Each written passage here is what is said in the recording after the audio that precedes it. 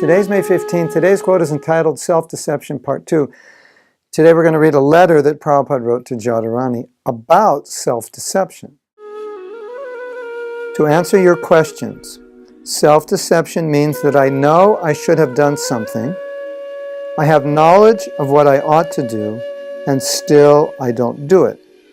Just like some of our devotees, we've got certain prohibitions, and everyone knows they will be harmful to me to violate. Still they do it, despite everything.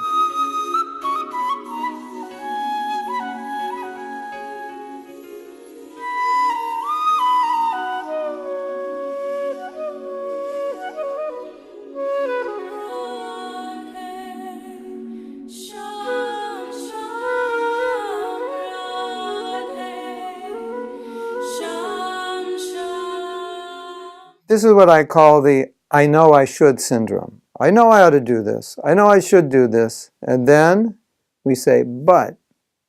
And then everything that comes after the but are all the reasons or the excuses why we're not going to do it. Well, because I'm weak and because it's difficult and because this is the way I am. And I didn't know when I made the commitment. I really didn't know what was involved in a whole lineage, disciplic line of reasons we're not going to do it. So Prabhupada calls that self-deception. That's interesting, the word deceive. I'm deceiving myself. Now you might say, are you really deceiving yourself, or is it just a weakness? Well, I think what Prabhupada means is you're deceiving yourself in the sense that you are preventing yourself from being able to do something which is really beneficial. So in that sense, you're deceiving yourself. I think Prabhupada may mean deception, deceiving, cheating. You're cheating yourself. Just like one time Prabhupada gave the example. He said, if you go away into the forest, nobody's around, you bring a knife, and you cut your throat, nobody can stop you. So in that way, you're cheating yourself, and that way you're deceiving yourself. You're robbing yourself of the opportunity of this life to be Krishna conscious. So, but let's go back to the general idea that Prabhupada's saying, which is something we all face and which is something very painful to deal with. I know I should, but I can't, or I don't, or I have the reasons why I'm not going to do it. It's very painful to know that I should do something, but not do it.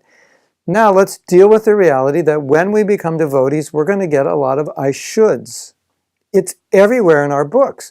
So if we're going to read those books and we're not going to take those I shoulds on board, at least make the endeavor, at least take them within our heart and say, yes, this is what I want to do, and I'm going to try to do this. And if I can't do it today, I'm going to do it tomorrow. If I can't do it tomorrow, next week. But I'm not going to give up on the idea and say, no, it's impossible.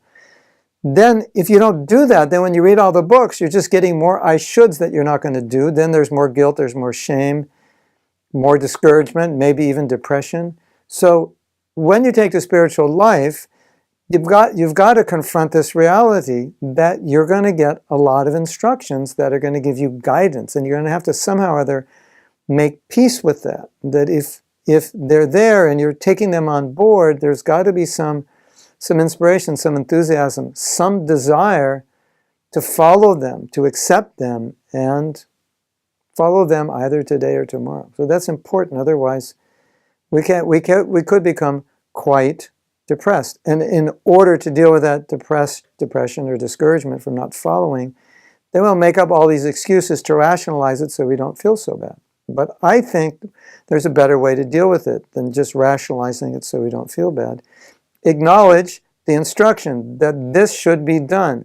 Maybe today I can't do it. Maybe I'm not fully ready. But let me eliminate excuses that are preventing me from doing it. And let me acknowledge these are excuses, and let me acknowledge that I can make an effort to go beyond them. Maybe I won't get beyond it today, maybe not this month, maybe not even this year. But that's my goal, to get beyond it, rather than make excuses that, no, I can't. That's a symptom of the mode of ignorance. Yeah, I know I should do this, but, and then you don't do anything. You just think, it's in your head. I know I should. That's how Prabhupada describes the mode of ignorance.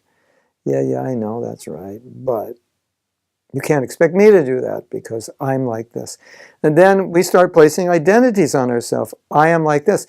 If you place an identity on yourself, I am blank, then that identity defines how you're going to act. Well, I can't do that. Why? Because I'm lazy. So you've given yourself an identity as lazy, then you'll act lazy. Not a good idea. I can't do that because I am not that smart. Another identity. I'm not smart, or I'm stupid. I'm not that Krishna conscious. Whatever. You give yourself an identity, that identity then forms an action. Well, because you're going to act in accordance with your identity. Why don't you give yourself an identity like, yeah, I can do this. I'm a devotee. This is my constitutional position. That's a better identity. I can do this if I try. If I set my mind to this, I can do this. That's a better identity, isn't it? Yes, it is. That gets you out of the mode of ignorance. Don't allow mode of ignorance identities to define you and then cause you to act within the mode of ignorance and make excuses by which you convince yourself of why you can't do something. That just doesn't make any sense. Hare Krishna. If you like this video, you can subscribe below.